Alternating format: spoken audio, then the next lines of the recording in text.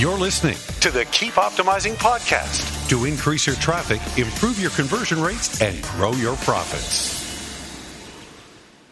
Hello and welcome. If you're looking to improve the performance and return on investment of your marketing, then you are in the right place. I'm Chloe Thomas, the host of this marketing focused podcast, and it's very, very cool to have you tuning in again. In today's episode, I'm talking to Sarah about Facebook and Instagram Q4 ad predictions, because this month we're all about online advertising. Over the summer, Nest did a huge research project to identify the key trends we're likely to see this coming Christmas season, Q4, in the Facebook and Instagram ad space. That research project has culminated in the report, Christmas 2020, Crunch Time for the Overcrowded E-commerce Market. Sounds kind of scary, doesn't it? Well, look, Sarah's going to explain some of the key lessons from that report and how you can get your hands on a copy of it later. But for now, though, just enjoy your coffee, run, shower, as we're about to bring you the key lessons from it, including lots of great ways to improve performance by getting your account structure right and your audience targeting sorted out.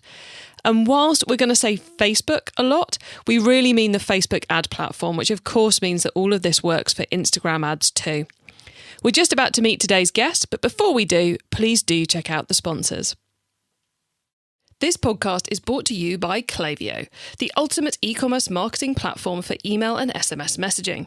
Whether you're launching your e-commerce business or taking your brand to the next level, Klaviyo gives you the tools to get growing faster. That's why it's trusted by over 38,000 e-commerce brands. Build your contact list, send emails that pop, and create marketing moments that build valuable customer relationships over any distance. Get started for free today. Visit klaviyo.com/masterplan to create your free account. That's klaviyo.com/masterplan. Today I'm chatting with online advertising expert Sarah Geoffrion. Sarah is the head of delivery at Nest Performance, and for the last 4 years she's been deep in the world of PPC, running ads across AdWords, Facebook, Instagram and more. Hello, Sarah. Hello, Chloe. Thank you so much for having me. It's great to have you here, and I'm really excited, as the listeners already know, about the report we're going to be talking about. But before we get into that, how did you end up in this wonderful world of online advertising? Yeah, so I was in university. It was the summer before my last year, and I ended up getting an internship at a digital agency. And within that internship, I started running Facebook and Instagram campaigns, and I really didn't know anything about ads. This was in 2016, so I was kind of not super familiar with Facebook ads. I remember my friends kind of talking about it and being annoyed about it, and then I ended up delivering them. And so just during that internship, I really fell in love with Facebook and Instagram and Google, and I ended up becoming a campaign manager there throughout my last year of university, which was a lot of work, but super rewarding. And I've been doing that ever since I graduated. Wow, so you got the bug so much that you were like, well, I'm going to carry on working whilst I finish my degree. Yeah, it was great because when you're studying marketing, there's so many things you can do with that degree. And I had absolutely no idea what I was going to do with it. So I knew once I found something that I really enjoyed, I was like, what could be better than working in a field that you studied in and then doing a job that you genuinely enjoy doing. So it was kind of the best of both worlds. Very nice. And now you're using those skills at Nest, and you guys, you and your team have created the most amazing report, Christmas 2020 Crunch Time for the Overcrowded E-commerce Market. So obviously we're going into a Q4. We are in a Q4 that is unlike any other. Because in the report you've identified quite a few kind of big themes that are going on. So what are the really big themes that are having the biggest impacts on our on our advertising activity? Yeah, so obviously at the start of lockdown in March, we noticed some huge trends across all of our clients. So immediately all of the CPMs declined, click-through rates declined, AOVs declined, and we kind of had to get together and be like, what can we do about this?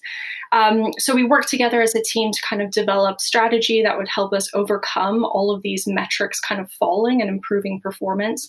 But kind of as the months went on, we thought it was really important to take a step back and look at how these trends have affected all of our clients over the course of a couple of months, and how we can use this data to better strategize for the future. So what have we learned? What historically has happened that has never happened before?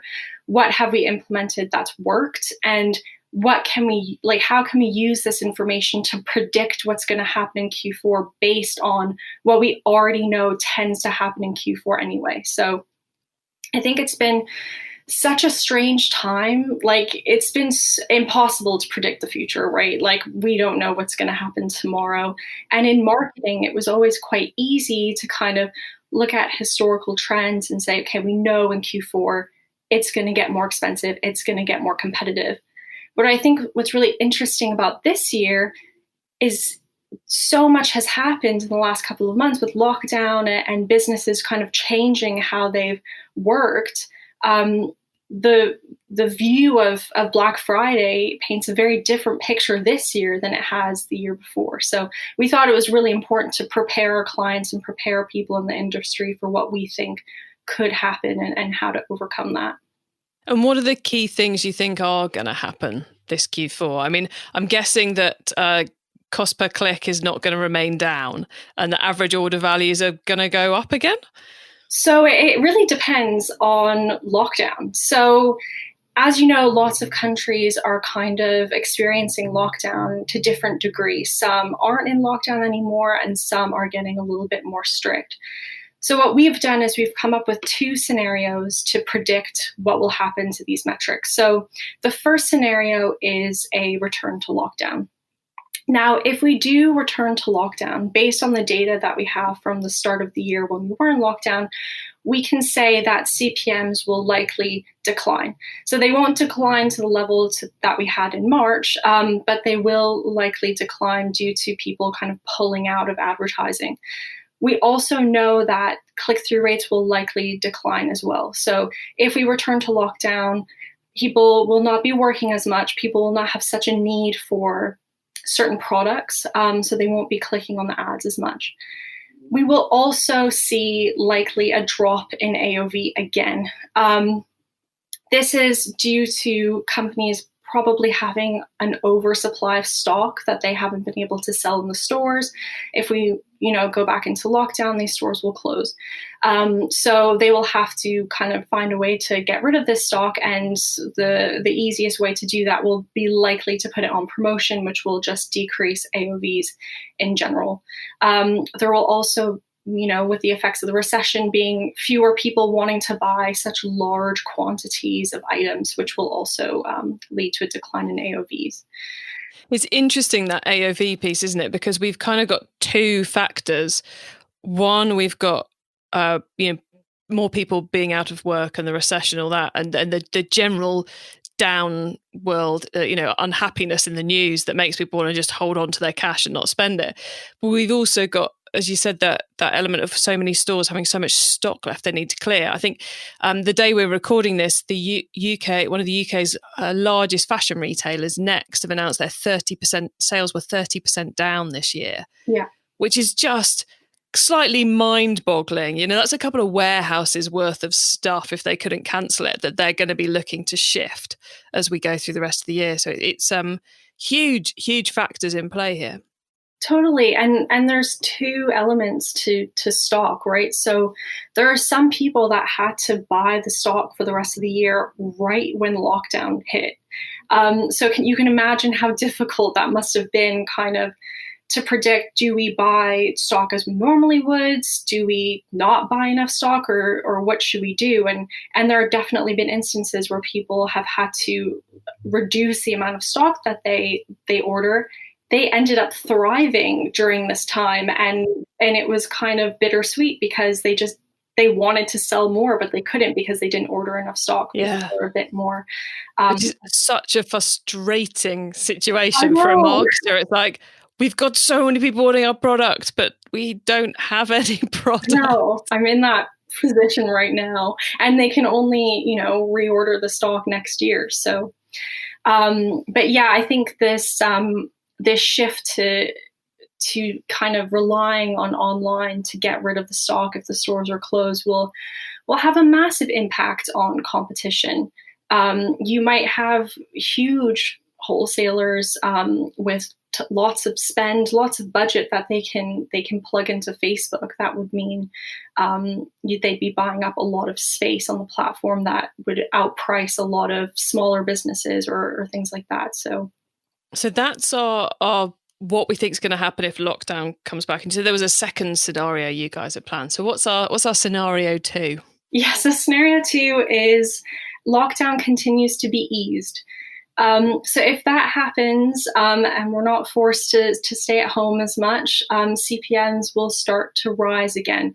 So this is natural in Q4. It's the best time of year for e-com. Everyone wants to buy. It's a gift buying season. The change in weather. So we do expect, lots of competition on the platform, which will just increase the cost. Also, it's important to note that Amazon Prime Day, which tends to happen in the summer, is now happening in October.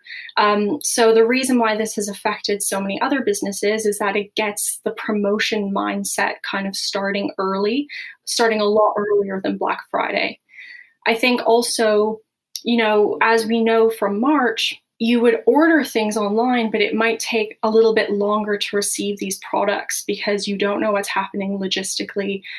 There are so many people ordering online that it kind of puts a lot of pressure on the postal system, for instance. So I think, getting in that mindset of promotion happening early kind of puts you also in the mindset of, oh, I should probably be buying gifts earlier as well to make sure that I get them on time. So the CPMs will likely rise sooner than we would normally expect. Normally, we'd expect that big spike to happen towards the end of October and definitely in November and things like that. But we're expecting it as this is going live mid-October. It's happening now, is what we think is probably happening. Yeah. Anything else we should know about scenario 2 before we go into, listeners, you'll be glad to know, some practical things you can do to ride these fluctuating times?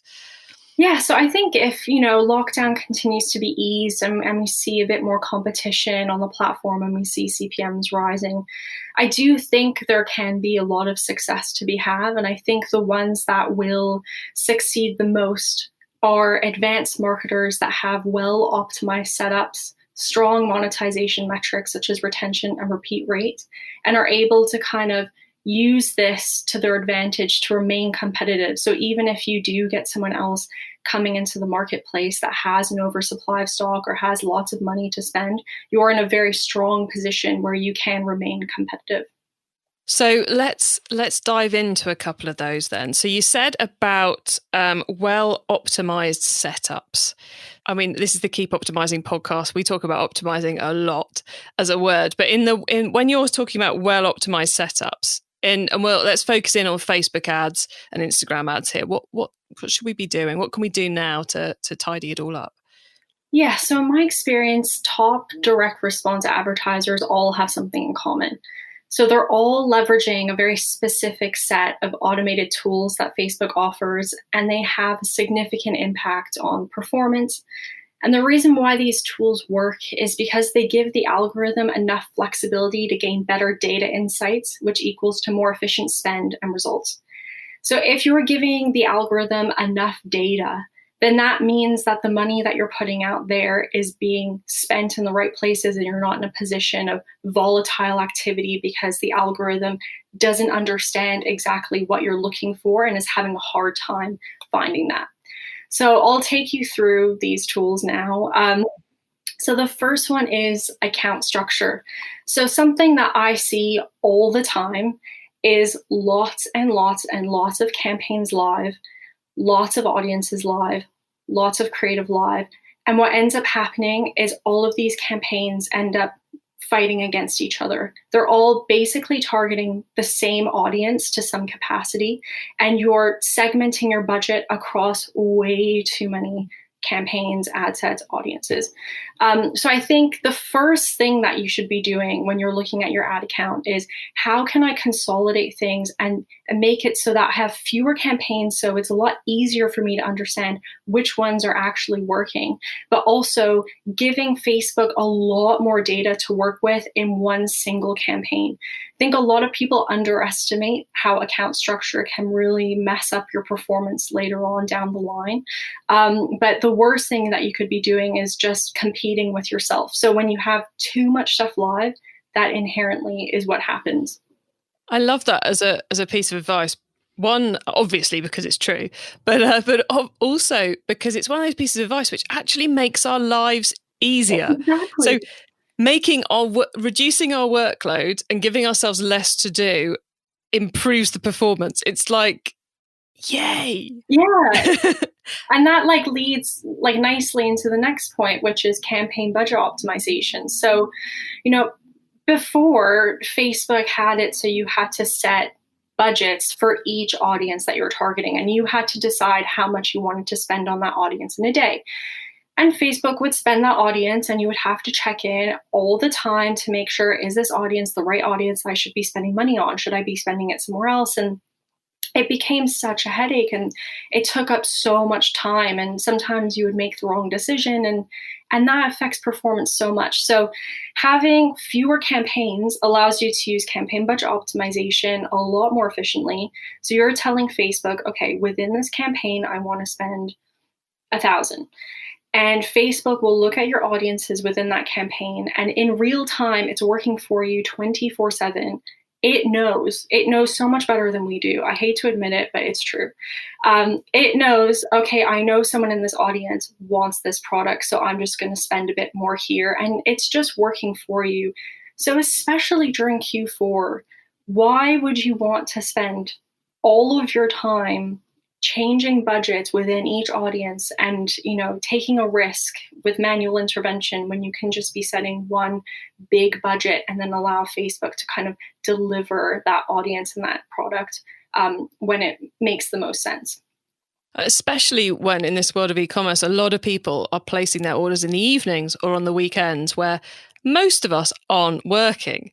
So, you can you're almost hiring Facebook to work for you on the weekends and optimize your campaigns on the weekends for you when you're going off and doing something else. Exactly. And I've definitely been in that position where I've been working Sunday night because you have to, so don't be Sarah from 2017. Use campaign budget optimization and you'll be a lot less stressed. And I think, that also leads into my next point, which is automatic placements. So this is when you're telling Facebook that you're happy for it to deliver your ad on any placement within the Facebook family. So that could be Instagram stories, Instagram newsfeed, Facebook newsfeed, Facebook right-hand column. I think a lot of the times advertisers are kind of hesitant to use automatic placements because they're not so excited about how the creative looks. They kind of underestimate a lot of placements and assume that their target audience wouldn't be on Messenger, for instance. But I think the beauty of these automated tools that Facebook has developed is it's purely based on data and intent. So if you have them open to everyone, then Facebook will quickly understand where your audience is most active. And that could be always on the Instagram feed, but you will get a few people that will convert on Messenger stories. And that means that Facebook isn't spending too much money there, but it's confident when it does spend money there that it will get a conversion. So I would say don't be too picky about your placements, and Facebook has made it very easy to update the creative within that placement so that it's all kind of seamless across the Facebook family. So, and lastly, these tools kind of decrease your advertising costs. You're giving Facebook that flexibility to kind of try placements, spend the budget where it needs to, and that will just reduce the restrictions. And when you have too niche targeting, too niche restrictions on your campaigns, it makes it too expensive. So in a period when it's already expensive, leverage tools that will decrease your advertising costs. So, Sarah, what we're basically saying here is that Facebook is better able, the Facebook algorithm is better than us and can make better decisions than us. And so, therefore, we need to give it enough space to be able to do a great job for us. We need to give it a massive audience so as it can, a massive audience isn't conflicting with another audience, so as it can identify the right people in there and the algorithm's got enough data to play with. We need to give it flexibility on where to put the ads so that it can put them in the right places for us. We need to give it flexibility on which smaller part of our activity the money gets spent on, so as it's putting the money in the right places at the right time. Totally. And if you have these set up and you leave them on and you let Facebook kind of do its thing over time, these campaigns have so much history and so much data attached to them. It's using all of that historical data to its advantage. So, I think it's a no-brainer for me anyway. And I think you can put your spin on things later on in terms of the audiences that you choose, the strategies that you choose, how you set up your product catalog, what creative you have live. So there's a lot of manual intervention anyway. So I think where you can use some automated tools on Facebook, you should be leveraging them. And you mentioned there about keeping things on for a long time so the learnings get held in that ad set, that campaign. So reading between the lines here, would I be right in saying that if we have as an audience which is targeting, I don't know, let's just say for simplicity's sake, lookalikes of our buyer list, so a pretty standard e-commerce audience, not particularly segmented, but we're just going to go big here. And if we've got a campaign that targets them, that back in August was showing them pictures of barbecues and garden furniture, for those of us in the Northern Hemisphere, obviously not in the Southern Hemisphere, for those of us in the Northern Hemisphere, and we're coming into Christmas, we should change the creative in that ad to be for the Christmas activity rather than turn it off and create a new campaign to the same audience with different products. Would that be the right thing to do? Absolutely. So your campaigns and audiences will always be in a learning phase. So that learning phase is essentially Facebook kind of takes note of the changes that you've made and it says, okay, give me 7 days to learn who is going to convert with these targeting settings. Now, once you're out of the learning phase, the only way you kind of go back into the learning phase is if you make a huge change. So one of those changes can be changing creative, right? Mm-hmm. Just because you're back in the learning phase because you've completely changed the creative doesn't mean it's forgotten everything that's learned. It just has to take on board something new to add to the mix. If you decide to turn off the campaign and start fresh every single time you want to change creative, you're never holding on to the old learnings. It's gone. So all of that money that you spent to get data, to make Facebook more efficient, it's just gone. And you might have to start again, and it might work for a little bit, but then you're going to see that the performance might decline because you need to maybe change the creative or try a new audience. But then if you start again, then you're always in this cycle and you don't know what's worked and what hasn't because you're always starting fresh. So definitely number one tip is leave your campaigns on, leave your audiences on. And yeah, like it's just, that data is so important. And so many times I see people just disregarding it. They delete it, they start again, and it's just wasted. Yeah, I can hear the frustration in your voice there. It's like, oh, why do they do this? Oh, yeah.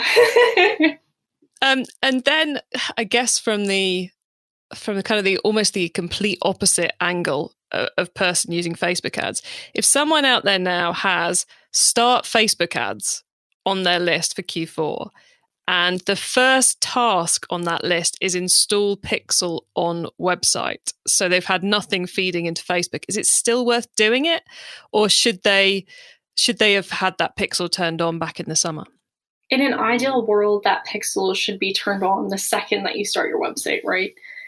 Even if you're not using it, for a long time, all of that information is just fed into the pixel and makes everything so much more efficient. So never wait to install a pixel. I would say just have it on there, keep it on the back burner, and then use it when you're ready. But any opportunity you can use to gather data is a smart decision, and it should just be done as soon as possible. So if you're sitting there at home or you're on your run and you're like, yeah, I should probably put that Facebook pixel on, I would urge you to run home and do that right now. There we go, guys. Get out the bath, get out the shower, stop that run, go home now. Pause this podcast, go home now, put your Facebook pixel in place if it's not already there, and then come back to hear the rest of Sarah's great advice. But if someone is in that position and they're thinking we're going to start our Facebook ads next week and we're going to put the pixel in place on Monday and then turn some ads on Tuesday, is that still worth doing more so than should they bother doing any ads this year if that pixel isn't already in place? I think that's what I'm trying to ask. I mean, that's a really great question. I think turn on the pixel and you won't know until you try, but I do want to say that Q4 in general is just a very expensive time. It's very competitive, and the getting delivery on Facebook takes time. It takes learning, it takes data. So if you're in a position where you're just really excited to get the ads live, I would say take it with a pinch of salt. You might be at a loss. You might not get the results that you're hoping for from the get-go. But if you have that live, the CPMs do drop a lot in January. A lot of people pull out spend in January and onwards. So at least you have like a starting place for that point. But do just keep in mind, it is the hardest time of the year to try something new on Facebook.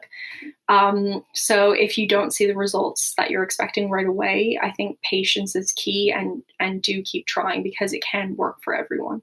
So if they kind of turn it on and they're like, oh, this is hideous, we can't afford to do this, that doesn't mean the end of Facebook ads. It means just wait until January. Yes. Until the pixels learned something, until everyone stopped fighting over ad space, and give it another go. Exactly.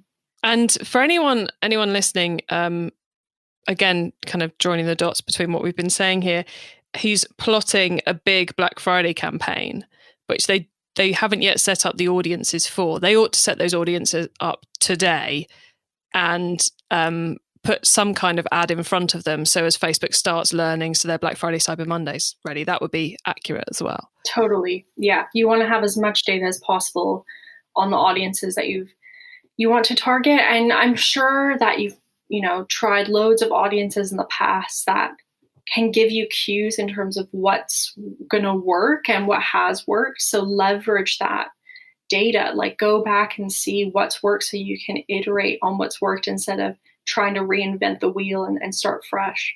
And so actually, if they've got lots of campaigns that are paused, going back and finding a campaign that's almost got the right audience in it and turning that on would be better than starting a new campaign anyway. Yeah, technically, yeah, that could be, yeah. Could be worth a go, people. Okay. Well, look, Sarah, you've given us some great insights on what's coming up in the next month or so, and also what we should do about it. I can see a lot of people going, oh God, the rest of my day is restructuring my Facebook activity. But that's a good thing, everybody, because if you didn't know that, your results this Q4 were going to be so much worse. So we're now going to pause for a reminder of our sponsors, and then we're going to be talking about the wider world of online advertising.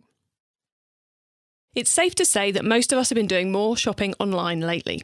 And if you're an e-commerce brand, that means you might be seeing more first-time customers. But once they've made that first purchase, how do you keep them coming back? Well, that's what Klaviyo is for. Klaviyo is the ultimate email and SMS marketing platform for e-commerce brands. It gives you the tools to build your contact list, send memorable emails, automate key messages, and more. Way, way more. Whether you're launching a new business or taking your brand to the next level, Klaviyo can help you get growing faster. And it's free to get started. Visit klaviyo.com/masterplan to create your free account. That's klaviyo.com/masterplan. Okay, Sarah, so far we've gone deep into Facebook and Instagram Q4 ad predictions. Now you get to wow us with your insider knowledge about the whole of online advertising. So for the following questions, your answer can be anything to do with online advertising, which of course does include both Facebook and Instagram and what's coming up in the next couple of months. So Sarah, you ready for these? Yeah, go for it. Cool. Okay. Let's start with online advertising newbie advice. If we've inspired someone to take their first step with online advertising, what do they need to know to give themselves the best chance of success?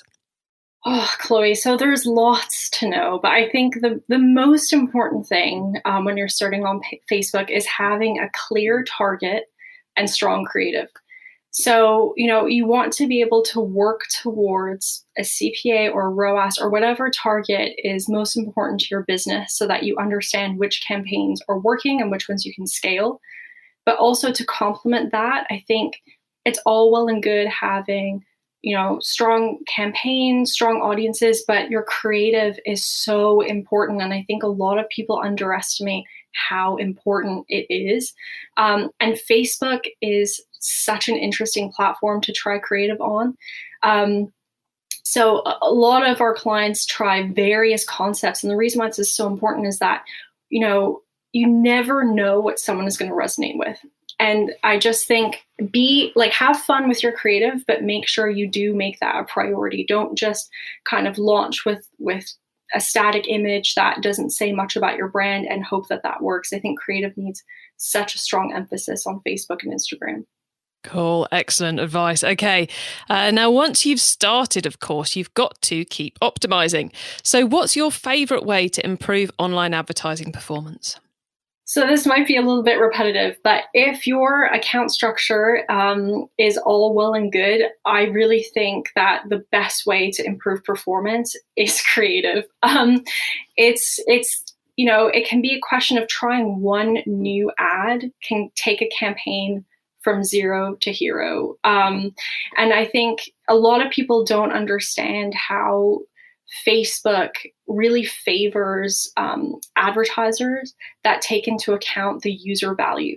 So essentially, when you're in the auction, Facebook will evaluate how much value your creative is going to give to someone in the newsfeed. They don't want the newsfeed to just be full of ads, contrary to popular belief. They want you to be able to see organic posts, and they want you to go back to the platform so that you can connect with your friends and family and discover new things, right? So ads are kind of just meant to be there to enhance the user experience and catch them in a space where they're ready to discover. If Facebook doesn't feel like your creative is giving that audience value, then you won't show up on the feed. And that means under delivery for your campaigns. And that leaves you in a position where you're not able to spend the budget on Facebook. You're not able to be competitive. And that's all because your creative didn't add value in the feed. So I definitely think that if you're seeing poor performance on the campaigns, don't start fresh. Don't start with a new strategy. Start with new creative concepts and see if that works. And then you can kind of scale from there. Love it. And I love the repetition. I always think it's good. It confirms you really meant the other points when we repeat things on these answers. So I love a bit of repetition. Okay, it's impossible to improve our marketing unless we're monitoring the performance. But the list of stuff we could monitor can be overwhelming. So what for you is the number one online advertising KPI? So with our clients, their objective is always sales. So if your objective is sales, then the number one KPI you should be looking at is CPA or ROAS. So in my opinion, you can get a lot of brand awareness from a sales campaign. I think a lot of people tend to launch brand awareness campaigns and then they monitor click-through rates and things like that. You can get all of those benefits from having a sales campaign, but you definitely have to work towards a CPA or ROAS. You want to make sure that you're profitable, and that is the main KPI to look at to determine that. Love it. Okay, finally, the crystal ball time. What's coming up in the next 6 to 12 months that we should be getting ready for in online advertising? So Facebook is always changing. They're always coming up with new features. But I think something very interesting that's come out of all of this has been Facebook Shops. So that was announced in May of this year.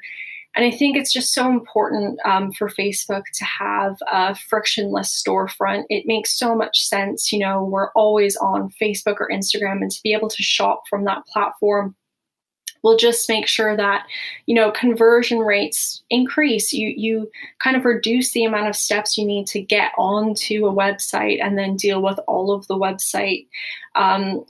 That's such a big thing, conversion rates on websites, right? And some of them aren't optimized for mobile. So I think Facebook Shops is an amazing initiative that Facebook have developed. And I definitely think that that's something that all advertisers and clients should look into and stay ahead of the curve, because eventually down the line, there'll be some really cool ways to discover these shops with new ad formats and things like that. So that's definitely one to watch. Excellent. Well, Sarah, we are very nearly at the end of the show. So could you please let the listeners know where they can find you, your business, and that amazing report, please? Yeah, so if you go to nestperformance.com, you can download the white paper that we discussed today. You can also check out all of our case studies, and we have some pretty cool little calculators on there as well that you can download that can help you kind of determine what your goals should be. You can also find us on LinkedIn, and you can find me on LinkedIn as well. I'd love to connect with you. Awesome. Thanks, Sarah. Well, we will put links to all of that in the show notes to make it really easy for people to find them. So some great resources, it sounds like, to go and get checked out. Well, look, Sarah, thank you so much for being on the Keep Optimizing podcast. It's been awesome. You've given us such clear advice. I know, well, as we said a couple of times, I think most of the audience are now about to go and reorganize their Facebook ads, which is awesome. That's what we're here to help them do. So thank you, Sarah. Thank you so much for having me, Chloe. It was so much fun. Oh, I would love to know how many of you have now run off to go or in fact, right now as you're listening to me, restructuring those Facebook ads, sorting it out so you've got fewer campaigns, giving the algorithm time to really drive you those results, because there's so much in it. And what I love about it is that kind of Facebook's on your side with these things. If you set it up right for Facebook, it will deliver you good results. And if you do that as well, it makes the campaign so much easier to manage. Well, look, you can get the links to everything we discussed and the full transcript of this episode, the important notes we've made about the episode, and a link to get hold of your hands on that report as well, which has got some really cool stats and some other advice too, which we didn't have time to get into today. You can get all of that at keepoptimizing.com, which is spelled with an S, not a Z. When you get there, click the link to find the show notes, then you'll find this episode. Now, as part of my mission, as part of my mission to help you improve your marketing, I've invited all of our online advertising specialists to join us for a Q&A webinar at the end of the month. So if you're now looking at your Facebook campaigns going, I'm not quite sure which ones I should keep, which ones I should go, how tidy should I make it, what should I do here, then come along to our Q&A webinar. It's live. You'll get the chance to ask our specialists what they think you should do. So you can ask your individual questions. Or if you want clarity on anything we've spoken about today or in any of our other episodes this month, then again, you can get those questions answered too. Get yourself registered for the webinar by going to keepoptimizing.com, where you will find all the details, when it's happening, how to sign up. And even if you can't make the time that we're running it, if you really want something answered, then drop me an email and I will do my best to get your question answered too. Plus, if you sign up for the webinar, then we'll send you the replay as soon as it's ready to, which is usually about half an hour, 40 minutes after we're live. Because, I don't want you to have to wait around for this great info. And if you want to email me, just reply to the email you get confirming you've signed up to the webinar, and we'll get that will make its way to me. Now, if you're listening to this after the webinar happened, then yes, you too can get hold of the replay. Just go to keepoptimizing.com, go to the webinar page, and you'll find a link to it there. Thank you again for tuning into this episode of the Keep Optimizing podcast. If you've enjoyed this episode, then do make sure you tune in next week when we're again talking Instagram and Facebook ads, but this time we're going to be focusing in on the creative, the ads that are going to drive you the best results. We're doing all of that with Facebook ads genius Kevin Urrutia.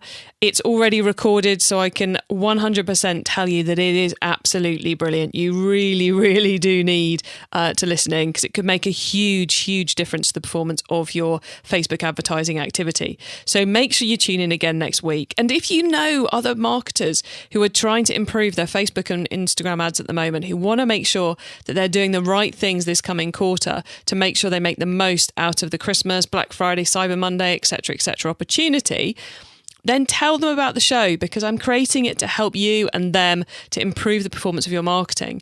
So let them know about it so they can tune in as well.